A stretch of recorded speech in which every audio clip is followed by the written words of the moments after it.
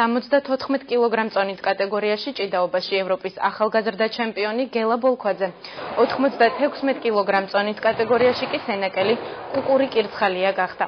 ორი ოქროს გარდა ევროპის ახალგაზრდულ ჩემპიონატზე ქართველებმა 4 ბრინჯაოს მედალიც მოიპოვეს.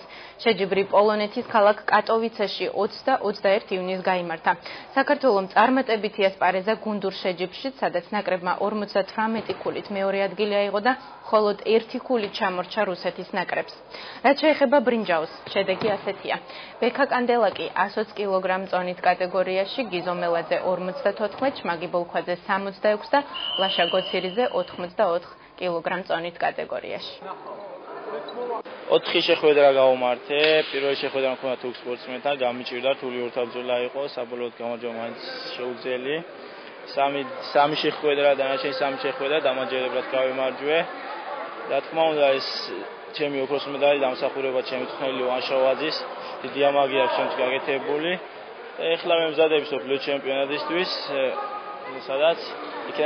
საიდანაც სასურველი შედეგით დავუბრუნდები იმედი მაქვს. ერთი ოქრო და 3 ბრინჯაო აჭარის რეგიონის წარმომადგენლებზე ჩვენ მოჭიდავებზე მოდის, რომლებიც განსაკუთრებით წარმატებით გამოვიდნენ. პირველი ადგილი დაიკავა გელა ბოლქვაძემ, ჩემპიონის ტიტული მოიპოვა, ასევე მესამე ადგილები დაიკავეს გიზო მელაძე, შმაგი ბოლქვაძე, ლაშა გობაძე.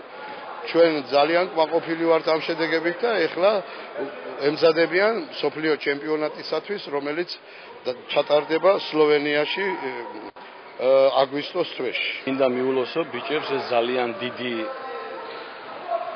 წარმატებაა და მინდა უთხრა მათ, რომ ამით არ უნდა დაკმაყოფილდნენ, კიდევ წინ უამრავი ბრძოლა ელოდებათ, რომ ჩვენი ქვეყანა კიდე ასახელონ დავალჯერ.